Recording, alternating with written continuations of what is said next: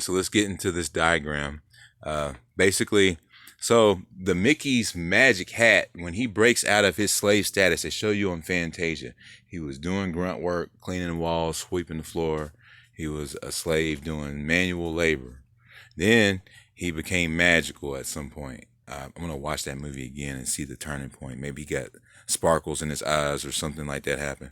But anyways, when Mickey became magical, he developed this hat. So this hat on top is what seems to be forming for myself now because I'm so extremely highly distracted. I'm an artist, so my mind is very creative and it tends to wander off a lot, and I start to fantasize and stuff like that. So this hat is happening because I push and I work really hard every time, and it pushes up and it gets frozen in that state.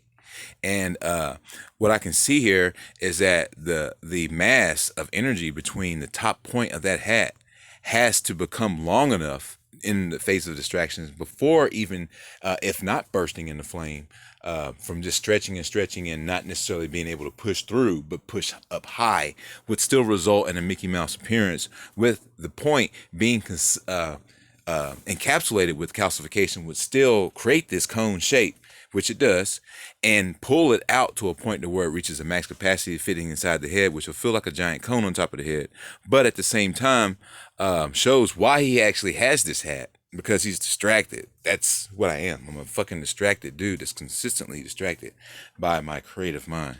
So the DNA is bumping out just like this. As you can see here, the skin is normal, and then it bumps up like goosebumps. But the glue that's inside of it is not allowing your electrical body to transcend through the electrical mass to create whatever you fantasize in this fantasy world. So you can fantasize to be any kind of disguise you want. Hall and Oates, he tells you, you can shapeshift into any disguise, but they were only reptilian. They're telling, hey, I can transform and be any disguise I want. So you could do the same thing, because that's what this place is. The two hats, the top hat and the witch hat, they are captured in a capacity, and they have the ability to use what they have because they have something that clears out the opening within the capacity. So what I'm saying relative to that, I might have to stretch my head out more, but I'm going to be more powerful, which is necessary because you need responsibility, accountability, stuff like that. How are you going to save the day if you're not as powerful as somebody else, or more so? So I keep pushing this cone up. I don't have any means to stay within the capacity. If I push against it, say for instance, if a witch wanted to sun gaze and they were under mind control, they wouldn't be able to sun gaze to push themselves out of the capacity. They would maybe become nauseous or need to sit down. They may forget what they were doing. You know what I mean? Stuff like that. So that's why this stuff's been going on for so long, because no one that actually has power is powerful enough to really change the guard and the situation at hand. So that's what we're going to do. And it's happening right now. Literally, I'm literally coming out. The stakes are getting weird. Like, people are coming over here in mass amounts, shooting guns, pretending to be cool. And they're cool. But when they first show up, they need to throw a bunch of mind control. Like, I feel it in my mind. Like, one of them will pass by the bus and send something from them that gives me a visual image of them. And when I turn around thinking of them, I see them pass by and I know it's them. That's how I know. So I know it's real. So they send out a bunch of scare tactics like, hey, man, you might get shot by all these motherfuckers with these guns. What do you think? And I knew I did a perfect test that it would only revealed themselves. They all, someone asked me what my name was, and I own the intellectual property to Solomon. So I own it so much. It's like I own it. It's like one of my commodity type ownership elements, like the bank. I fucking own it. So one of them asked me, he says, what's your name? And 10 motherfuckers' heads turned and looked at me. And I was like, oh, okay, so yeah, Solomon, you know. But it was hilarious. It was like, I swear, one motherfucker said it under music happening, the DJ was spinning, and 10 motherfuckers that was out there, it was about 20, 25 people, they all turned their head to see what I was going to say about my name. And then they said, aren't you married to that girl over there? I said, nah, it's complicated. And then one of them jumps up and says, no, yeah, he's married to such and such, such, such. And I just ignored him. But that's what I'm saying. It's like, as the stakes get higher, my pineal gland is breaking out. They do stuff. Oh, we're just having a barbecue, but we're going to shoot a bunch of big ass guns. I hope you're not scared. And then they come over and they ask me, hey, are you good? Are we too loud? And I'm like, man, I'm not even worried about this. Come over, get some water out of my spigot over here. You see what I mean? It's like if you're not scared, they just act normal. And oh, we're just having a barbecue, don't sweat it. But I'm sitting there thinking in my mind, like, these motherfuckers would have tried to shoot me. Like 15 motherfuckers. And that's what they wanted. But you didn't buy into it. So it's just like, it's fucking ridiculous. But you're protected. So what the fuck? What's the point? You know? So all this stuff is very interesting. I compile it as patience classes, as it always does, only turn into such.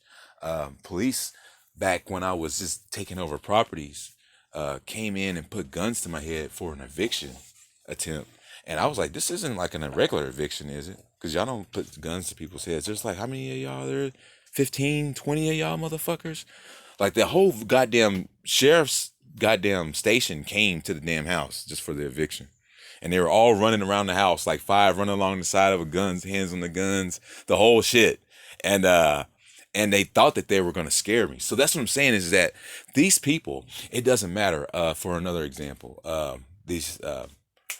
I was in a car, and I was in a car with a few of them, and they drive reckless and it's raining, and I don't wear my seatbelt because I know that nothing's going to happen to me. I'm protected by the Creator. And they say, oh no, there's a deer coming. I almost hit him. Oh, I'm starting to swerve. Stuff like that they do. And they want to see if I'll be scared. And that's what they're scared of. So none of it ever does anything. But at the same time, it shows you what they're made of and how they like to try to play games. And none of it amounts to nothing. Like none of it's doing anything. And I ignore it because I know nothing's gonna happen.